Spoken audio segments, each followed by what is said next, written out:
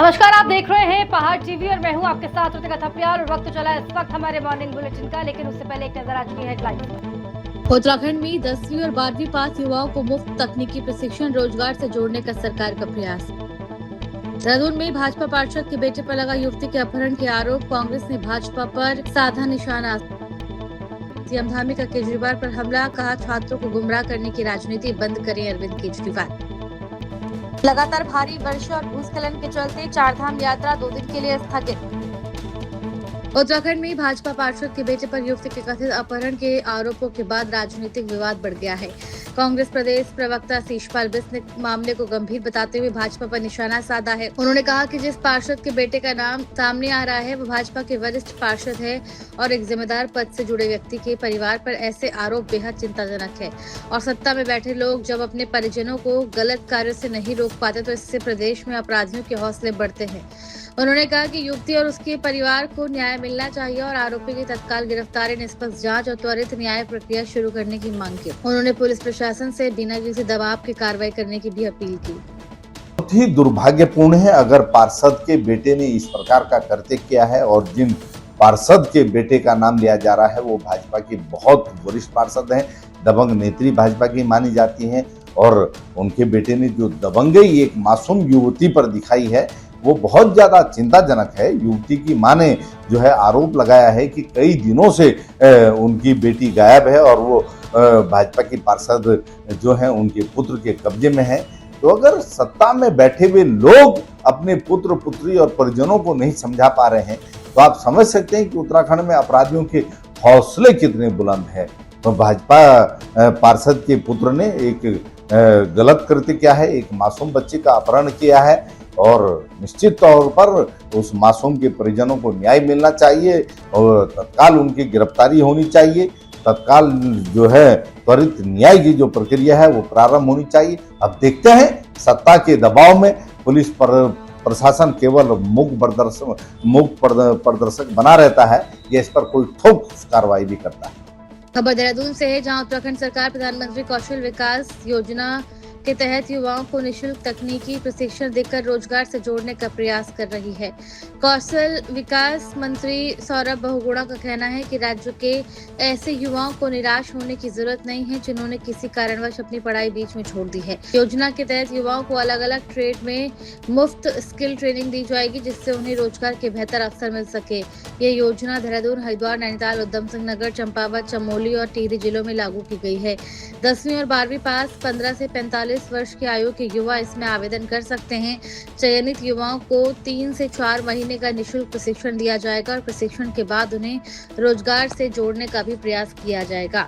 माननीय प्रधानमंत्री जी का एक स्पष्ट लक्ष्य है कि उत्तराखंड से लेकर पूरे देश के जो युवा साथी हैं उनको अच्छी स्किल मिल सके, कौशल उनका डेवलप किया जा सके, जो स्किल्ड हैं उनको अपस्किल किया जा सके, और लगातार विभिन्न योजनाओं के माध्यम से ये काम पूरे देश में किया जा रहा है।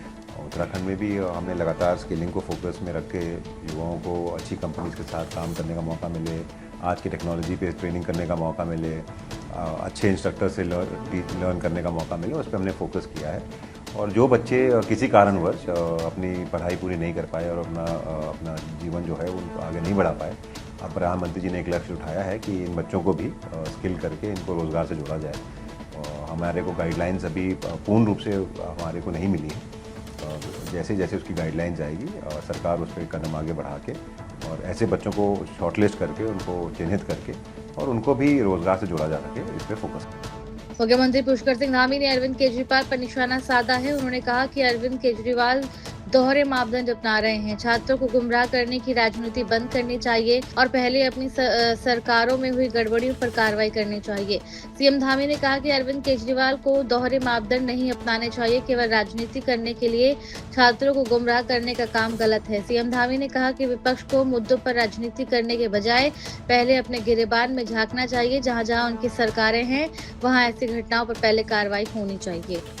देखिए, दोहरे मापदंड नहीं होने चाहिए कि केवल राजनीति करने के लिए छात्रों को गुमराह करने का काम जो उन्होंने किया है उसकी स्वयं से उनको इसका जो है एक उदाहरण प्रस्तुत करना चाहिए और उनकी सरकारों में जहां भी इस प्रकार की गड़बड़ियां हुई हैं सबसे पहले वहां कार्रवाई करनी चाहिए। ठीक है सर। मसूरी में लगातार हो रही मूसलाधार बारिश ने मंगलवार को मसूरी में फिर तबाही मचा दी है। मसूरी देहरादून मार्ग पर कोलूखेत के पास हनुमान मंदिर क्षेत्र में भारी भूस्खलन से सड़क पर मलबा बोर्डर आने से करीब 1 घंटे तक यातायात ठप रहा। दोनों ओर वाहनों की लंबी कतारें लग गई। लोक निर्माण विभाग ने 2 जेसीबी की मदद से मलबा हटाकर मार्ग को सुचारू कराया, लेकिन पहाड़ी में दरारें और ढीले बोर्डर बने रहने से दोबारा भूस्खलन का खतरा बरकरार है। बारिश का सबसे बड़ा नुकसान पानी वाले बैंड के पास हुआ, जहां भूस्खलन की चपेट में आकर एक रेस्टोरेंट पूरी तरह मलबे में दब गया। लाखों रुपए का सामान नष्ट हो गया। हालांकि समय रहते बाहर निकलने से अंदर मौजूद लोगों की जान बच गई। रेस्टोरेंट संचालक ऋषि पवार ने बताया कि 16 सितंबर 2025 की आपदा में भी उनका यही रेस्टोरेंट तबाह हुआ था और तब भी उन्हें कोई मुआवजा नहीं मिला। उन्होंने आरोप लगाया कि रिटेनिंग वॉल और पहाड़ी पर सुरक्षा कार्य की मांग कई बार उठाई, लेकिन प्रशासन ने अनदेखी की। उन्होंने सरकार और क्षेत्रीय विधायक और कैबिनेट मंत्री से आर्थिक सहायता और मुआवजे की मांग की है। लाइफ में चलती रहती है, अगर हम उस चीजों को देखेंगे तो कुछ नहीं हो पाएगा। हमें तो खुशी है कि चलो गवर्नमेंट हमारे लिए कुछ काम कर रही है, सुविधाएं कर रही है। इसमें गलती हमारी है कि हम पहाड़ों को नुकसान कर रहे हैं, हम खुद इन चीजों को कर रहे हैं। अगर हम उस चीज को अगर हम तोड़ेंगे, पेड़ों को काटेंगे, करेंगे तो उससे हमें ही नुकसान होगा। गवर्नमेंट तो हमें रोज बोलती है कि आप अपनी चीजों का ध्यान रखें, पहाड़ों को न छटें, गंदगी न फैलाएं, चीजों को न करें। हमें उस चीजों नमस्कार, मेरा नाम ऋषि पवार है। मैं यहीं का निवासी हूँ। काफ़ी साल से मेरे पिताजी यहाँ पर जलपान गृह चला रहे थे, उसके बाद मैंने चलाया। पिछले साल भी देखा होगा आपने, यहाँ पर आपदा आई थी, उसमें भी ये क्षतिग्रस्त हो गया था। लगभग ये 6 महीने नहीं हुए, मैंने सरकार से इसमें रिटेनिंग वॉल की डिमांड करी थी। इसमें कुछ इसका पहाड़ का ट्रीटमेंट कर दिए, इसमें प्लांटेशन कर दिए, पर सरकार की तरफ से इसमें कोई भी सहायता का कुछ वो कदम आगे नहीं आया। और ठीक कल की बारिश में ये ऐसा हुआ कि कल इतनी तेज भारी वर्षा के कारण मेरी पूरी दुकान में सारा सामान डैमेज हो गया। भारी मलबा के कारण सारी मिट्टी अंदर घुस गई और मेरा सारा सामान खराब हो गया। मुख्यमंत्री पुष्कर सिंह धामी के आदर्श चंपावत विजन के तहत जिला प्रशासन ने शिक्षा के क्षेत्र में पहल करते हुए दूरस्थ और दुर्गम क्षेत्रों के विद्यार्थियों के लिए विद्या वाहिनी कार्यक्रम शुरू किया। जिलाधिकारी मनीष कुमार की पहल पर खनन न्यास निधि DMF से संचालित इस कार्यक्रम के तहत विद्यार्थियों को स्कूल आने जाने के लिए सुरक्षित वाहन सुविधा उपलब्ध कराई जा रही है। कार्यक्रम के तहत विकासखंड चंपावत के सल्ली साइली से GIC धौन के लिए करीब 40 से 45 विद्यार्थियों को लेकर बस रवाना की गई। वहीं बिरगुल और गोली क्षेत्र से GIC भिंगराड़ा के लिए 2 वाहनों, जबकि लोहाघाट विकासखंड के डुंगरालेटी और जमरसौ क्षेत्र से GIC मडलक के लिए 2 वाहनों को भी हरी झंडी दिखाकर रवाना किया गया। इसके अलावा नौला पानी से GIC अमोड़ी और बुडम सुकनी से GIC तालियाबांज के लिए भी वाहन सुविधा शुरू की गई। जिलाधिकारी मनीष कुमार ने कहा कि जिला प्रशासन का लक्ष्य है कि कोई भी बच्चा दूरी या परिवहन के अभाव में शिक्षा से वंचित न रहे। खबर रुड़की से, जहां बरसात के मौसम को देखते हुए रुड़की शहर और आसपास के ग्रामीण क्षेत्रों में डेंगू को लेकर स्वास्थ्य विभाग पूरी तरह सतर्क है। सिविल अस्पताल रुड़की में डेंगू के संभावित मरीजों के इलाज के लिए विशेष वार्ड तैयार किया गया है। इस वार्ड में 8 बेड लगाए गए हैं और प्रत्येक बेड पर मच्छरदानी की व्यवस्था की गई है, ताकि मरीजों को सुरक्षित वातावरण में उपचार मिल सके। अस्पताल प्रशासन का कहना है कि डेंगू से संबंधित सभी जरूरी दवाइयां और जांच की सुविधाएं भी पर्याप्त मात्रा में उपलब्ध हैं। साथ ही स्वास्थ्य विभाग लोगों से अपील कर रहा है कि घर और आसपास पानी जमा न होने दें, पूरी बाह के कपड़े पहने और बुखार आने पर तुरंत अस्पताल पहुंचकर जांच कराएं। का मौसम और मानसून सीजन को देखते हुए डेंगू के लिए हमने तैयारी पूरी कर ली है। एक वार्ड डेंगू वार्ड अलग बनाया है, जिसमें 8 बेड हैं और उसमें मच्छरदानी भी लगा हुआ है, साफ़ सफाई भी हो चुकी है। दवाइयाँ हमारे पास सब उपलब्ध हैं। बाकी लोगों के लिए मेरा ये संदेश है कि आप साफ़ सफाई का विशेष ध्यान रखें, मच्छरों से दूर रहें, पानी कहीं जमा नहीं होने दें, क्योंकि ये पानी जब जमा होता है टायरों में, गमलों में या घर के आसपास, तो उसमें मच्छर के लार्वा पनपते हैं। तो पानी नहीं जमा होने दें, साफ़ सफाई का ख्याल रखें, फुल बाजू के कपड़े पहनें और मच्छरों से बचाव करें।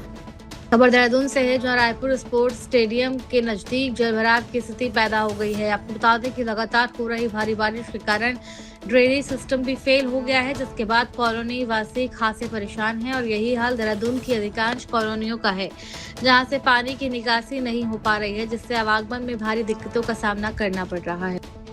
कर्णप्रयाग के यूथ फिजिकल एकेडमी परिसर में मैती संस्था की ओर से वृक्षारोपण कार्यक्रम आयोजित किया गया। कार्यक्रम में युवाओं और स्थानीय लोगों ने मिलकर करीब 150 पौधा का रोपण कर शौर्य वन तैयार किया। इस दौरान बांज, आंवला और तेज पत्ता सहित कई स्थानीय प्रजातियों के पौधे लगाए गए। कार्यक्रम मैती संस्था के संस्थापक पद्मश्री कल्याण सिंह रावत के नेतृत्व में आयोजित हुआ।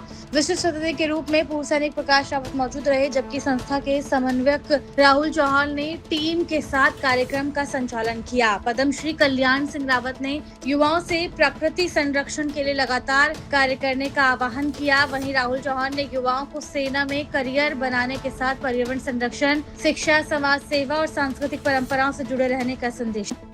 हरेला पर्व बड़े धूमधाम से मनाया गया है, जिसमें मुख्य अतिथि महोदय पद्मश्री कल्याण सिंह रावत जी थे और बड़ा गर्व का विषय था हमारा जो हमारे बीच में कल्याण सिंह रावत जी जो इस पर्यावरण के क्षेत्र में जिनको पद्मश्री सम्मानित से नवाजा गया है वो हमारे बीच में आज उपस्थित थे। हमें बहुत अच्छा लगा है। सभी यूथ ने उनकी जो मैती संस्था का जो बातें थी, जो उनका पर्यावरण क्षेत्र में जो उन्होंने आज तक किया है, जो उनका अनुभव था, बड़े यूथ फिजिकल एकेडमी में बड़े जोश और उल्लास के साथ सुना है और बड़ा अच्छा लगा है। उनका मन बहुत गदगद हुआ है।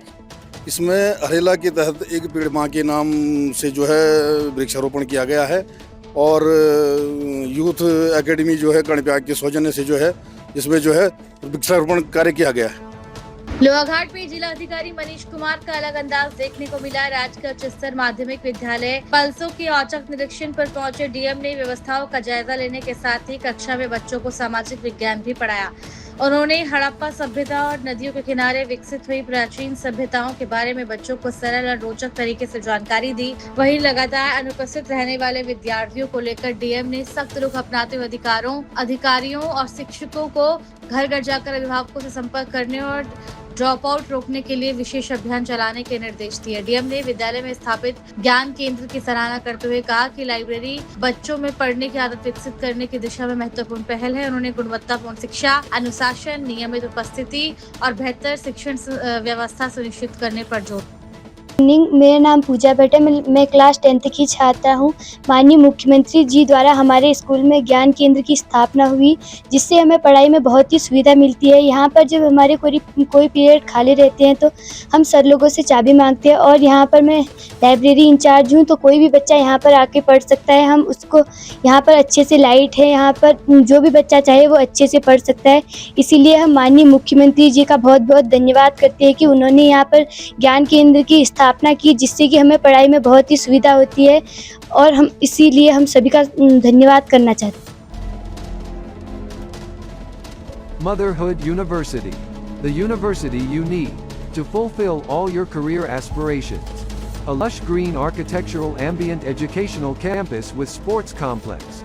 More than 5,500 plus students pursuing their career with the alumni base of more than 20,000 plus students. Motherhood University offers more than 50 plus courses under various streams, highly educated, dedicated, competent and caring faculty.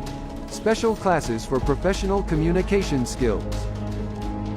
संसद के monsoon सत्र में विदेशी funding को लेकर बड़ा मुद्दा सामने आया है। केंद्र सरकार विदेशी अंशदान विनियमन संशोधन विधेयक 2026 यानी FCRA अमेंडमेंट बिल के जरिए देश में आने वाले विदेशी चंदे पर सख्त निगरानी और पारदर्शिता बढ़ाने की तैयारी में है। सरकार का फोकस खासतौर पर एनजीओ और विरोध प्रदर्शनों में इस्तेमाल हो रहे विदेशी फंड पर लगाम कसने पर है। वहीं इस मुद्दे पर भाजपा विधायक विनोद चमोली ने स्पष्ट कहा है कि विदेशी फंडिंग पहले भी होती रही है, लेकिन अब जरूरत है कि इसमें पूरी पारदर्शिता लाई जाए। कोई भी व्यक्ति या संगठन अगर इसका दुरुपयोग करता है तो उस पर सख्त कार्रवाई होनी चाहिए, चाहे वो किसी भी दल या विचारधारा से जुड़ा हो। उन्होंने ये भी कहा है कि सरकार इस दिशा में सख्त कानून लाने जा रही है, जिससे विदेशी फंडिंग को एक तय प्रक्रिया और मानकों के तहत ही अनुमति मिलेगी। ठीक बात है, अगर गलत ढंग से है तो क्या हुआ, भाजपा के लोगों में क्या दिक्कत है? अगर कोई विदेशी फंडिंग का दुरुपयोग कर रहा है और विदेशी फंडिंग में पारदर्शिता नहीं अपना रहा है तो वो किसी भी दल का हो, इस देश का कोई भी नागरिक हो, उन सबको ट्रैप किया जाना चाहिए, उनको पकड़ा जाना चाहिए और इसकी कोई व्यवस्था बननी चाहिए। अब आप देखें ना, फॉरेन फंडिंग के नाम पर देश के अंदर आज उपद्रव पैदा करने के लिए अभी इस जो एपिसोड अभी होकर निपटा है, इसमें तमाम विदेशों से पैसा आने की सूचना है और चोर दरवाजे से पैसा आता है, तो कहीं ना कहीं उसको रोकना आवश्यक है। देश में अगर स्थिरता लानी है, देश की गति को अनवरत इसी प्रकार से आगे बढ़ाना है, हमको इस तरह के हस्तक्षेपों को रोकना पड़ेगा, क्योंकि पैसे के कारण बहुत सारी गतिविधियां इस देश के अंदर होती हैं। अब उसमें अगर कोई हमारे लोग भी अगर उसमें संलिप्त पाए जाते हैं तो निश्चित तौर पर जो भी होगा वो पकड़ा जाना चाहिए और इसकी व्यवस्था ठीक होनी चाहिए। उत्तराखंड में विधायक चुनाव से पहले राजनीतिक बयानबाजी तेज हो गई है। कांग्रेस ने भाजपा के भीतर कथित असंतोष और टिकट वितरण को लेकर उठ रहे सवालों को मुद्दा बनाया है। कांग्रेस का कहना है कि भाजपा के अंदर कई नेता और कार्यकर्ता अपनी ही पार्टी की कार्यशैली पर सवाल उठा रहे हैं। साथ ही पार्टी ने दावा किया है कि भाजपा में अंदरूनी मतभेद लगातार सामने आ रहे हैं और चुनाव नजदीक आते ही ये स्थिति और स्पष्ट होती दिखाई दे रही है। भाजपा में सिर्फ फुटबॉल होना स्वाभाविक है, क्योंकि जो अभी कुछ ही दिन पहले जो सर्वे आया है उसमें इनके 11 में से 7 मंत्री हार रहे हैं। और जब 7 मंत्री हार रहे हैं, सर्वे आ गया, तो क्यों नहीं उन 7 मंत्रियों की जगह नए कार्यकर्ता टिकट मांग रहे होंगे? और टिकट मांगने का उनको हक भी है, मांगना भी चाहिए। और ये अभी तय नहीं है इनमें कि ये किसको टिकट देंगे, क्या देंगे, क्योंकि झूठी पार्टी है। देखिए, आश्वासन देने वाली पार्टी है। अब इनके यहाँ मसूरी में देख लीजिए क्या स्थिति है। सरेआम इनके कार्यकर्ता किस तरह की भाषा बोल रहे हैं। हम तो कह ही रहे हैं कि भाई आय से अधिक संपत्ति में मुकदमा दर्ज करने की परमिशन दो, लेकिन भाजपा के कार्यकर्ता भी कह रहे हैं, भाजपा के नेता भी कह रहे हैं कि गणेश जोशी भ्रष्ट है, इसके खिलाफ मुकदमा दर्ज करने की परमिशन दी जाए। तो मैं समझता हूँ यही चीजें लगातार बढ़। प्रदेश में लगातार हो रही भारी बारिश और चारधाम यात्रा मार्ग पर कई स्थानों पर हुए भूस्खलन को देखते हुए यात्रियों की सुरक्षा के मद्देनजर गढ़वाल मंडल आयुक्त ने आज और कल चारधाम यात्रा स्थगित रखने का निर्णय लिया है। प्रशासन ने श्रद्धालुओं से अपील की है कि मौसम सामान्य होने और प्रशासन की आधिकारिक अनुमति मिलने तक यात्रा शुरू न करें। मौसम अनुकूल होने पर चारधाम यात्रा पुनः शुरू की जाएगी। प्रशासन ने श्रद्धालुओं से अफवाहों पर ध्यान न देने और केवल आधिकारिक रूप से जारी अपडेट का पालन करने की अपील की है। खबर हरिद्वार से है, जहां आगामी 30 जुलाई से शुरू हो रहे कांवड़ मेले में उत्तराखंड पुलिस इस बार नया प्रयोग करने जा रही है। दिल्ली के जंतर मंतर पर हुए हाल के दिनों में धरने में सोशल मीडिया का बड़ा योगदान रहा। यही नहीं, हाल के दिनों में बड़े साइबर अपराधों और इंटरनेट पर AI और अन्य माध्यमों से भ्रामक जानकारी और अफवाह फैलाने की घटनाएं भी सामने आए, जिन पर नकेल कसने के लिए कांवड़ मेले में साइबर कमांडो की तैनाती की जा रही है, जिसके तहत साइबर कमांडो की ये टीम मेले के दौरान न केवल सभी सोशल मीडिया प्लेटफॉर्म पर नजर रखेगी, बल्कि गलत सामग्री को तुरंत हटाकर जिम्मेदारों पर कानूनी कार्रवाई भी करेगी।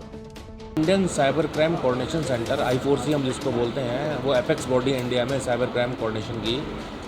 उसके अंडर में उनके माध्यम से हमें साइबर कमांडोज हरिद्वार पुलिस को प्राप्त हो रहे हैं कांवड़ मेले में सहयोग करने के लिए, और वो यहाँ नियुक्त रहेंगे। और वो एक तरीके से कोई साइबर फ्रॉड्स होते हैं इस बीच, या कोई ऐसे कंटेंट अपलोड होते हैं SMI पे, किसी सोशल मीडिया हैंडल पे, या जिससे भ्रम की स्थिति पैदा हो, या कोई अफवाह हो, या कोई गलत खबर किसी को मतलब ऐसा प्रचार प्रसार करता है गलत भ्रामक चीज़ों का, तो उसका कंटेंट डाउन करना, उनके खिलाफ वैधानिक कार्रवाई करना, इसमें सहयोग देने के लिए, क्योंकि एक साइबर के फ्रंट पे, वर्चुअल फ्रंट पे एक बहुत बड़ा चैलेंज है और एकदम से उभरा है ये।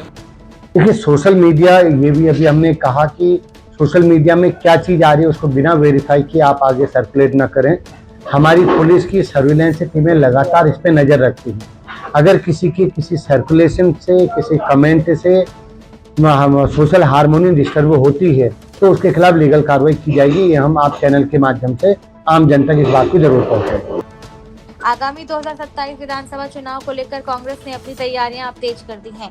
कांग्रेस के प्रदेश महामंत्री नवीन जोशी ने कहा कि ये भाजपा सरकार की नाकामियों के साथ साथ शिक्षा, रोजगार, स्वास्थ्य और विकास जैसे मुद्दों को लेकर जनता के बीच जाएगी। कांग्रेस का दावा है कि युवाओं का समर्थन लगातार पार्टी के साथ बढ़ रहा है और यही ताकत आगामी चुनाव में भी दिखाई देगी। साथ ही उन्होंने कहा कि युवा आज एकजुट हुआ है और आगे भी एकजुट रहेगा और जनता से किए गए वादे धरातल पर दिखने चाहिए और इन्हीं मुद्दों को लेकर कांग्रेस चुनाव मैदान में उतरेगी। पूरे प्रदेश के अंदर हम लोग भारतीय जनता पार्टी की नाकामियों को लेकर जाएंगे। जिस प्रकार से युवा आज एकजुट हुआ है, आगे भी एकजुट रहेगा और ये सिर्फ एक लड़ाई है। आगे संदेश दिया है कि प्रदेश के अंदर अगर देश के अंदर इस प्रकार की कोई घटना होती है तो हमारा युवा भी हमारे साथ खड़ा है, अन्य पार्टियां भी पुरजोर तरीके से विरोध करेंगी जो वादे आपने जनता से किए थे वो धरातल पे दिखने चाहिए। प्रदेश का विकास होना चाहिए, देश का विकास होना चाहिए, और जो अहम मुद्दे हैं शिक्षा, रोजगार, स्वास्थ्य, ये सारे मुद्दों को लेकर हम जनता के बीच में जाएंगे। और निश्चित तौर पर 2027 में जब राज्य के अंदर चुनाव होगा तो कांग्रेस मजबूती के साथ आएगी और कांग्रेस की सरकार बनेगी। देहरादून के नंदा की चौकी नदी के ऊपर बड़ा पुल जो अभी हाल ही में आमजन के लिए खोल दिया गया था, वहीं आज सुबह भारी बारिश के चलते पुल के एक तरफ का हिस्सा पानी आने की वजह से भरभरा कर गिर गया है। वहीं आम जनता के लिए आवाजाही रोक दी गई। मौके पर प्रेमनगर पुलिस पहुंची और पुल के एक तरफ हुए गड्ढे को भरने के प्रयास में लग गई है। वहीं जिलाधिकारी देहरादून आशीष चौहान भी मौके पर पहुंचे और मौके का जायजा लिया और संबंधित अधिकारियों को इस गड्ढे को जल्द से जल्द भरने के आदेश दिए। जो नंदा की चौकी का जो ब्रिज अभी रिसेंटली जिसे ओपन किया गया था या इनॉग्रेट किया गया था, उसकी अप्रोच रोड में स्कोरिंग के कारण एक गड्ढा हो गया। उस पर कॉन्टिन्यूसली काम करके अगले 3 घंटे 4 घंटे के अंदर उसे ओपन किए जाने का विभागीय अधिकारियों के द्वारा कहा गया है। और chief engineer PWD, SE PWD वहाँ मौके पे हैं, उनके द्वारा रिपोर्ट भी प्रिपेयर की जा रही है। और जो रिस्पॉन्सिबल ऑफिसर हैं इस पूरे उसमें या विभागीय अधिकारी, उन पे एक्शन भी इंश्योर किया जा रहा है। जल्दी ही उनके द्वारा इसमें स्ट्रिक्ट एक्शन इंश्योर किया जाए। खबर देहरादून से है, जहां परेड ग्राउंड की बदहाल स्थिति को लेकर पुलिस, सेना, अग्निवीर और अन्य सरकारी भर्तियों की तैयारी कर रहे युवाओं में भारी नाराजगी है। अभ्यर्थियों का कहना है कि लगातार आयोजित होने वाले मेलों और अन्य कार्यक्रमों के कारण मैदान की स्थिति खराब हो रही है, जिससे उनकी शारीरिक तैयारियां प्रभावित हो रही है। टिहरी निवासी और सरकारी परीक्षाओं की तैयारी कर रही अभ्यर्थी प्रियंका चौहान ने कहा कि परेड ग्राउंड रोजाना हजारों युवाओं की तैयारियों का प्रमुख केंद्र है, लेकिन लगातार होने वाले मेलों और प्रदर्शनियों के बाद मैदान में कूड़ा, कीचड़ और भारी वाहनों के निशान रह जाते हैं, इससे दौड़ने का ट्रैक क्षतिग्रस्त हो जाता है और युवाओं को अभ्यास करने में परेशानी होती है। सामाजिक कार्यकर्ता आदर्श राठौर ने प्रशासन से मैदान की नियमित सफाई, दौड़ने वाले ट्रैक की मरम्मत, भारी वाहनों के प्रवेश पर रोक और शौचालयों की बेहतर व्यवस्था सुनिश्चित करने की मांग की है। वहीं युवाओं ने चेतावनी दी है कि अगर 1 सप्ताह के भीतर प्रशासन की ओर से स्थायी समाधान नहीं किया गया तो प्रदेश भर के अभ्यर्थी जिलाधिकारी कार्यालय पर आंदोलन करने के लिए मजबूर होंगे। ट्रैक में आते हैं, जब यहाँ पे मेला समाप्त हो जाता है तो सबसे पहले हमें यहाँ पे गंदगी दिखने को मिलती है, जो मैंने आपको पहले भी बताई थी। कील वगैरह और जंग की कीलें मिलती हैं, और भी देख सकते हो यहाँ पे कूड़ा है और यहाँ पे ये कूड़ा है, ये कूड़ा ही अलग अगल बगल इकट्ठा कर रखा है और ये कूड़ा 3-4 दिन से यहीं पे इकट्ठा हो रखा है। मैं सबसे पहले आयोजनकर्ताओं से मेरा सबसे नम्र निवेदन यह है कि शर्म कर लो, पहले तुम शर्म करो। तो तुम्हारे अंदर इतनी शर्म नहीं है कि जब हमने यहाँ पे आयोजन कर लिया तो उसके बाद हमें यहाँ पे सफाई भी करनी होती है। पूरा ग्राउंड क्या युवा साफ करेगा? पिछली बार यहाँ पे मेला लगा था तो उस बार भी हमने साफ किया था। आयोजनकर्ता में से मेरा नम्र निवेदन है, मैं हाथ जोड़ रही हूँ और भी युवा है, मैं उनकी तरफ से भी सबसे पहले हाथ जोड़ रही हूँ कि यहाँ पे जो भी गंदगी है इसको साफ कर लें। और यहाँ पे टायर के छापे हैं और बारिश के कारण वो टायर के छापे से हम रनिंग नहीं कर पा रहे हैं। यहाँ पूरा ट्रैक अभी मैं आपको दिखा दूंगी कि यहाँ पे पूरा ट्रैक कैसे हो रखा है। इस वक्त के बुलेटिन में केवल इतना ही। बने रहिए हमारे साथ, देखते रहिए पहाड़।